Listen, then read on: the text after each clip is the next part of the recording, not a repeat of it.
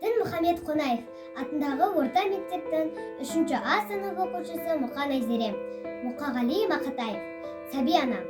Айналғанда аядай қала шықтым. Алдымыздан кішкентай ана шықты.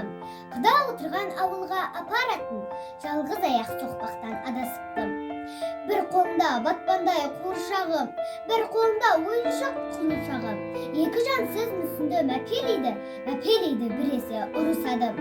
Қарадықта селт етпей жанарымыз, алжығанға санадық ананы біз. Боран ұрып бетінен бұздақ ұшқан, сұлап жатыр далада жаралы күз. Бәйеп болмай отырған жан қалмады, сонда дана назарын аудармады.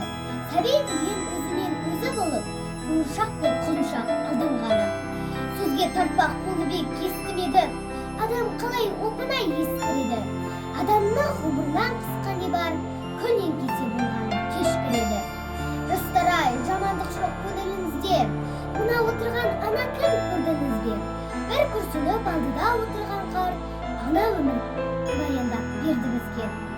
Ана халін қарттан біз ұғындықпен, 23 жыл сарғайған құрметпен. 23 жыл сарғайған құрметпен, сәби ана сапардан оң күткен.